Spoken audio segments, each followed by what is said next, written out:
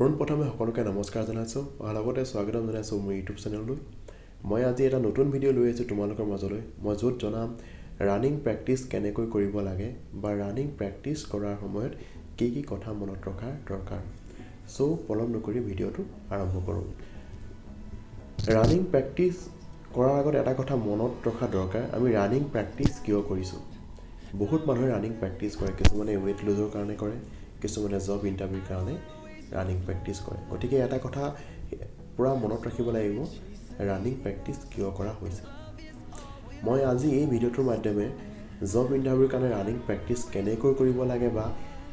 কি কি কথা মনত ৰখাৰ দৰকাৰ ৰানিং প্ৰেক্টিচ কৰাৰ সময়ত এই ভিডিঅ'টোৰ মাধ্যমে তোমালোকক জনাম। প্ৰথম কথাটো হ'ল, তোমালোকে যেতিয়া প্ৰথম ৰানিং প্ৰেক্টিচ কৰিবা এটা কথা সদায় মনত ৰখা দৰকাৰ,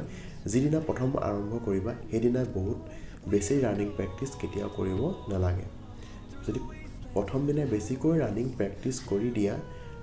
তেতিয়া কি হ'ব, প্ৰথম দিনাটো আৰামত তোমালোকে ৰানিং প্ৰেক্টিচ কৰিব পাৰিবা, 2 কিলোমিটাৰ 3 কিলোমিটাৰ আৰামত যাব পাৰিবা, কোনো প্ৰব্লেম নহয়। কিন্তু লাহে লাহে দ্বিতীয় দিনা, তৃতীয় দিনা, চতুৰ্থ দিনা কি হ'ব, তোমালোকৰ গা বিষ হোৱাৰ চান্স আহিব। হাত ভৰি বিষাব, গা বিষাব, পেট বিষাব। তাৰ ফলত হ'ব কি, তোমালোকৰ ৰানিং প্ৰেক্টিচ কৰিবলৈ মন নোযোৱা হ'ব। গতিকে প্ৰথম যিদিনা তোমালোকে ৰানিং প্ৰেক্টিচ কৰিবলৈ আৰম্ভ কৰিবা, প্ৰথম 500 মিটাৰৰ পৰা আৰম্ভ কৰিবা। প্ৰথম দিনা 500 মিটাৰ কৰিবা, তাৰ নেক্সট দিনা 1 কিলোমিটাৰ, তাৰ পাছদিনা আকৌ 5 কিলোমিটাৰ বঢ়াই দিবা। তেনেকৈ প্ৰেক্টিচ কৰিলে বেছি সুবিধাজনক হ'ব। এতিয়া আহিছোঁ 2 নম্বৰ পইণ্টটো। 2 নম্বৰ পইণ্টটো হ'ল, ৰানিং প্ৰেক্টিচ কৰিবলৈ যোৱাৰ আগত এটা কথা সদায় মনত ৰাখিবা, ৱাৰ্ম আপ আৰু ষ্ট্ৰেচিং নকৰাকৈ কেতিয়াও ৰানিং প্ৰেক্টিচ নকৰিবা। ৰানিং প্ৰেক্টিচ কৰিবলৈ যোৱাৰ আগত এটা ৱাৰ্ম আপ আৰু ষ্ট্ৰেচিং কৰা বহুত দৰকাৰ। কিয়নো যদি তোমাৰ বডিটো গৰম নহয় তেতিয়া কি হ'ব, ৰানিং কৰিবলৈ সুবিধা নহ'ব। আৰু বডিটো ৱাৰ্ম আপ নকৰাকৈ যদি তোমালোকে ফুল পিকআপত ৰানিং কৰা, তেতিয়া তোমালোকৰ আমাৰ দেহত যিবিলাক হিৰ আছে সেই হিৰবিলাক লগ হৈ যোৱাৰ চান্স থাকে। গতিকে এটা কথা সেইকাৰণে মনত ৰাখিবা, ৰানিং প্ৰেক্টিচ কৰিবলৈ যোৱাৰ আগত ৱাৰ্ম আপ আৰু ষ্ট্ৰেচিং সদায় কৰিবা। মই এতিয়া আহিছোঁ 3 নম্বৰ পইণ্টটো। 3 নম্বৰ পইণ্টটো হ'ল, ৰানিং প্ৰেক্টিচ কৰিবলৈ যোৱাৰ আগত বেছি হেভি ডায়েট কেতিয়াও ল'ব নালাগে। যদি ৰানিং প্ৰেক্টিচ কৰিবলৈ যোৱাৰ আগত বেছিকৈ হেভি ডায়েট লৈ যোৱা হয়, আমাৰ দেহাটো বেছি ভাৰী হৈ যায় আৰু ৰানিং কৰাত বহুতখিনি অসুবিধা হয়। আৰু লগতে ৰানিং প্ৰেক্টিচ কৰিবলৈ যোৱাৰ আগত ফ্ৰেছ হোৱাটো এটা বহুত দৰকাৰী কথা। যদি তোমালোকৰ টয়লেটটো ক্লিয়াৰ নহয় তেতিয়াও ৰানিং কৰি সুবিধাজনক হ'ব। তোমালোকৰ ৰানিং কৰিবলৈ মানে সুবিধা নাপাবা, পেটটো ভাৰী হৈ থাকিব বা পেট বিষ হোৱাৰো চান্স থাকে। এইটো হ'ল 3 নম্বৰ পইণ্ট। 4 নম্বৰ পইণ্টটো হৈছোঁ, ৰানিং প্ৰেক্টিচ কৰিবলৈ যোৱাৰ আগতো বেছিকৈ পানী খাব নালাগে। পানী খাব লাগে, যদি ৰানিং কৰিবলৈ যোৱা আধা ঘণ্টাৰ আগত বা 40 মিনিটৰ আগত পানী খাব পাৰা। কিন্তু বেছিকৈ পানী খালে হ'ব কি, যেতিয়া ৰানিং প্ৰেক্টিচ কৰাৰ সময়ত তোমালোকৰ বহুতখিনি প্ৰব্লেম হ'ব। পেট বিষ হোৱাৰ চান্স থাকিব। যেতিয়া পানীখিনি তল ওপৰ হ'ব তেতিয়া বেছিকৈ পেট বিষ হোৱাৰ চান্স থাকে আৰু ৰানিং কৰিবলৈ বহুতখিনি অসুবিধা হয়। গতিকে ৰানিং প্ৰেক্টিচ কৰিবলৈ যোৱাৰ আগত পানীটো বহুত কম পানীহে ইউজ কৰিবা। আৰু ৰানিং প্ৰেক্টিচ হোৱাৰ পিছত আধা ঘণ্টা 40 মিনিটৰ পিছত তোমালোকে পানী ফুল ইউজ কৰিব পাৰা, কাৰণ দেহাটোত পানীৰ বহুত প্ৰয়োজন হয়। আৰু ৰানিং কৰাৰ পিছত বহুতখিনি পানী আমাৰ বাহিৰ হৈ যায়। গতিকে ৰানিং প্ৰেক্টিচ কৰাৰ পিছত আধা ঘণ্টা বা 40 মিনিটৰ পিছত ফুল পানী সেৱন কৰিব পাৰা। নেক্সট পইণ্টটো হ'ল, যেতিয়া তোমালোকে ৰানিং প্ৰেক্টিচ কৰিবা, সেই প্ৰেক্টিচ কৰাৰ সময়ত মিক্স আপ ৰানিং প্ৰেক্টিচ কৰিব লাগে। ইয়াৰ অৰ্থ হ'ল কি, ৰানিং বিভিন্ন ধৰণৰ কৰিব, মানে বিভিন্ন প্ৰকাৰৰ আছে। তুমি 1 কিলোমিটাৰ ৰানিং কৰিব পাৰা, 2 কিলোমিটাৰ ৰানিং কৰিব পাৰা বা 3 কিলোমিটাৰ ৰানিং কৰিব পাৰা, 4 কিলোমিটাৰ, 5 কিলোমিটাৰ, তেনেকৈ বহুত প্ৰকাৰৰ ৰানিং কৰিব পাৰা। কিন্তু তাৰ লগতে কি কৰিব লাগে, যিবোৰ শ্বৰ্ট ৰানিং আছে 100 মিটাৰ, 200 মিটাৰ, 300 মিটাৰ या 400 মিটাৰ, সেই শ্বৰ্ট ৰানিংবিলাক তাৰ লগত মিক্স আপ কৰিব লাগে। এটা শ্বেডিউল বনাই ল'ব লাগে। যদি তুমি 1 কিলোমিটাৰ লগত তুমি 400 মিটাৰ এড কৰিব পাৰা, এনেকৈ 2 কিলোমিটাৰ লগত তুমি 300 মিটাৰ প্লাছ কৰিব পাৰা, 3 কিলোমিটাৰ লগত তুমি 200 মিটাৰ প্লাছ কৰিব পাৰা। তেনেকৈ 3-4 বাৰকৈ ৰেপিটেশ্যন কৰিলে হ'ব কি, তোমালোকৰ যিটো ষ্টেমিনা আছে বহুত সোনকালে ইনক্ৰিজ হ'ব। গতিকে যেতিয়া ৰানিং প্ৰেক্টিচ কৰিবা, সেই শ্বেডিউলটো বনাই মিক্স আপ কৰি ৰানিং কৰিবা, তেতিয়া বহুত সোনকালে এটা ভাল ৰিজাল্ট পাবা। নেক্সট পইণ্টটো আহিছোঁ,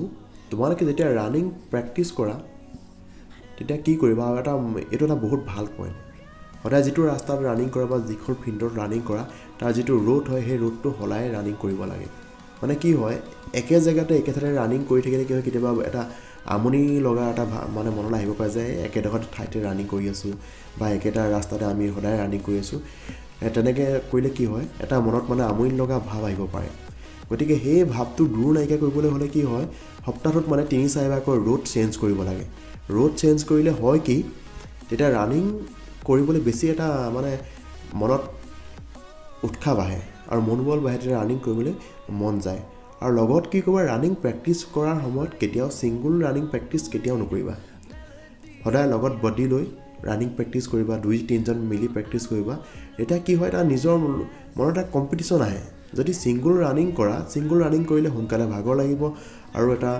মানে বেছি সময় প্ৰেক্টিছ কৰিব নোৱাৰিবা যদি তাৰ লগত তোমাৰ লগত 2-3জনকৈ ল'ৰা থাকে 3-4জন ল'ৰা থাকে তেতিয়া কি হয় তোমালোকৰ মাজত এটা কম্পিটিশ্যন ভাৱ আহিব সেই কম্পিটিশ্যন ভাৱটো আহিলে তোমালোকে এটা বেটাৰ ৰানিং প্ৰেক্টিছ কৰিব পাৰিবা গতিকে এইটো কথা সদায় মনত ৰাখিবা ৰোড চেঞ্জ কৰিবা সপ্তাহত 3-4বাৰকৈ মানে ৰোড চেঞ্জ কৰিলে কি ৰানিং কৰিবলৈ বেছি সুবিধা হ'ব আৰু লগত বডি ৰাখিবা তেতিয়া কি হয় ৰানিং প্ৰেক্টিছ কৰাৰ কাৰণে বেছি সুবিধাজনক হ'ব নেক্সট পইণ্টটো হ'ল যেতিয়া তোমালোকে ৰানিং প্ৰেক্টিছ কৰিবা সেইটো মই এটা কথা এটা মনত ৰাখিবা যেতিয়া উশাহ লোৱা হয় সেই উশাহ লোৱাটো সদায় নাকেৰে ল'বা আৰু নাকেৰে উশাহ ল'ব আৰু মুখেৰে এৰিব চেষ্টা কৰিবা তেতিয়া কি হয় ভাগৰ লগাটো কমিব যদি তুমি মুখেৰে উশাহ ল'লে কি হ'ব সোনকালে ভাগৰ লাগিব আৰু প্লাছ তোমাৰ ডিঙিটো শুকাই যোৱা চান্স থাকে মুখেৰে উশাহ ল'লে ডিঙি শুকাবই আৰু ভাগৰো সোনকালে লাগিব গতিকে নাকেৰে উশাহটো লৈ মুখেৰে এৰিবলৈ চেষ্টা কৰিবা আৰু লগতে যেতিয়া ৰানিং প্ৰেক্টিছ কৰিবা সদায় যিটো পাঞ্জা বুলি কওঁ আমি সেই টৌটো মাটিত পেলাবলৈ চেষ্টা কৰিবা যদি তুমি গুৰুৱাটো মাটিত পেলোৱা তেতিয়া তোমাৰ কি হয় চিন বন বহুত বিষ হোৱাৰ চান্স থাকিব মানে বিষ হ'বই গতিকে সদায় যেতিয়া ৰানিং প্ৰেক্টিছ কৰিবা তেতিয়া যিটো পাঞ্জা আছে সেই পাঞ্জাটো মাটিত লগাবলৈ চেষ্টা কৰিবা তেতিয়া ৰানিং স্পীড বাঢ়িব আৰু চিন বনডাল বিষ হোৱাৰ চান্স নাথাকে নেক্সট পইণ্টটো হ'ল আপুনি যেতিয়া ৰানিং প্ৰেক্টিছ কৰিব সেইটো সময়ত এযোৰ ভাল জোতা পিন্ধাটো বহুত দৰকাৰ জোতা মানে বহুত মই এইটো কথা কোৱা নাই বহুত দামী জোতা ইউজ কৰক মানে যিখিনি স্পৰ্টছ শ্বুজ আজিকালি বহুত 600-700 মানে 600-800 টকাত বহুত ভাল জোতা পোৱা যায় স্পৰ্টছ শ্বুজ বিশেষকৈ চোলটো অলপ ছফ্ট হ'ব লাগে আৰু মজবুত হ'ব লাগে যাতে আপুনি ৰানিং প্ৰেক্টিছ কৰিলে আপোনাৰ এডি পাঞ্জাত কোনো তাত প্ৰব্লেম নহয় বা তেতিয়া তেনেকৈ হ'লে কি হ'লে আপোনাৰ ৰানিং ভৰিৰ বিষ হোৱাৰ চান্স নাথাকে গতিকে জোতাযোৰ বহুত ভাল হোৱা দৰকাৰ আৰু লগতে যেতিয়া তোমালোকে ৰানিং প্ৰেক্টিছ কৰিবা প্ৰেক্টিছ কৰাৰ সময়ত সদায় জোতাৰ লেচযোৰ বহুত টানকৈ বান্ধিলে তোমালোকে ৰানিং কৰিবলৈ বহুত সুবিধা হ'ব আৰু মানে বহুত স্পীড যাব পাৰিবা সেইটো কথা সদায় মনত ৰাখিবা জোতাৰ লেচ সদায় টানকৈ বান্ধিবা আৰু নেক্সট পইণ্টটো আহিছোঁ যেতিয়া তোমালোকে ৰানিং প্ৰেক্টিছ কৰি থাকিবা সপ্তাহত এটা দিন ৰেষ্ট লোৱাৰ বহুত দৰকাৰ এইটো নহয় যে পুৰা সপ্তাহটো কণ্টিনিউ প্ৰেক্টিছ কৰিব লাগিব তেনেকুৱা কোনো কথা নাই সপ্তাহত এটা উইকলি অফ লোৱা বহুত দৰকাৰ এদিন এটা যিমান যি হ'লেও তোমালোকে এদিন ৰেষ্ট ল'বলৈ চেষ্টা কৰিবা তেতিয়া কি হয় তোমাৰ বডিটোৱে যিখিনি তোমাৰ এনাৰ্জি লছ হৈছে সেই এনাৰ্জিখিনি ৰিকভাৰী কৰিবলৈ সুবিধা থাকে গতিকে সদায় সপ্তাহত এটা কথা মনত ৰাখিবা প্ৰেক্টিছ কৰাৰ মাজত সপ্তাহত এদিনকৈ সদায় ৰেষ্ট কৰিবা নেক্সট পইণ্টটো হ'ল ডায়েটটো বহুত ভাল হ'ব লাগে যদি তোমালোকে মেহনত কৰিছা প্ৰেক্টিছ কৰিছা সেই অনুসৰি যদি তোমালোকে ডায়েটটো মেইনটেইন নকৰা তেতিয়ালৈকে তোমালোকৰ ৰানিং প্ৰেক্টিছ কৰাত বহুতখিনি অসুবিধা মানে কি সোনকালে ভাগৰ লাগিব তোমালোকৰ ষ্টেমিনা নাবাঢ়িব গতিকে সেই ডায়েটটো বহুত ভালদৰে মেইনটেইন কৰিব লাগে বিশেষকৈ কাৰ্বহাইড্ৰেট কেলছিয়াম থকা বা প্ৰটিন থকা বস্তুখিনি খাবলৈ চেষ্টা কৰিব লাগে যেনেকৈ বিশেষকৈ লোকেল ডিম কল আপেল এইবিলাক খাবলৈ চেষ্টা কৰিব লাগে লগতে খেজুৰ ল'লে বহুত ভাল হয় খেজুৰত বহুত বেছি পৰিমাণে কেলছিয়াম পোৱা যায় সেইকাৰণে খেজুৰ ল'বলৈও চেষ্টা কৰিবা আৰু ৰাতি হোৱাৰ আগত বিশেষকৈ এগিলাচ গাখীৰ খাবলৈ চেষ্টা কৰিবা এইটো হ'ল ডায়েটটো আৰু তোমালোকে মেইনটেইন কৰিবা ডায়েট যদি তোমালোকে মেইনটেইন নকৰা ন তেতিয়া বহুত মানে তোমালোকৰ যিমানখিনি প্ৰেক্টিছ কৰিবা সেই অনুসৰি তোমালোকে ৰিজাল্টটো নাপাবা আৰু তাৰ লগতে আৰু এটা নেক্সট পইণ্টটো হ'ল ৰাতিৰ মানে আৰাম কৰাটো বহুত দৰকাৰ যেতিয়া তোমালোকে দিনত হাৰ্ড ৱৰ্ক কৰিবা সেই অনুসৰি যদি তোমালোকে আৰাম নকৰা তেতিয়া মানে এটা বহুত সমস্যাৰ প্ৰব্লেম হ'ব মানে প্ৰেক্টিছ ধৰি লোৱা তুমি আজি দিনত প্ৰেক্টিছ কৰি আহিলা দিনত প্ৰেক্টিছ কৰি আহি যদি ৰাতি সোনকালে নোহোৱা নেক্সট দিনা প্ৰেক্টিছ কৰিলে তোমালোকৰ বহুত অসুবিধা হ'ব আজিকালি ল'ৰা ছোৱালী বহুতক দেখা পোৱা যায় মানে কি হয় ৰাতি 12টা এটালৈকে মোবাইল ইউজ কৰিব আকৌ ৰাতিপুৱা তোমাৰ প্ৰেক্টিছ কৰিবলৈ যাব তেনেকৈ হ'লে কি তোমালোকৰ এনাৰ্জিটো লষ্ট হ'ব যিমান পাৰা সিমান সোনকালে চেষ্টা কৰিবা হ'বলৈ মানে 7-8 ঘণ্টা ৰাতিটো তোমালোকে আৰাম কৰিবলৈ চেষ্টা কৰিবা যে নেক্সট দিনা তোমালোকে ভালদৰে প্ৰেক্টিছ কৰিব পাৰিবা এইকেইটা আছিলে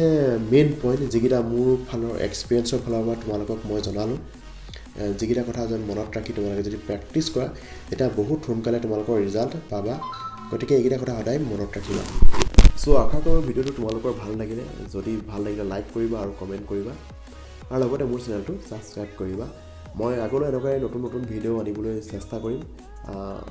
সো আজিলৈ ইমানেই নমস্কাৰ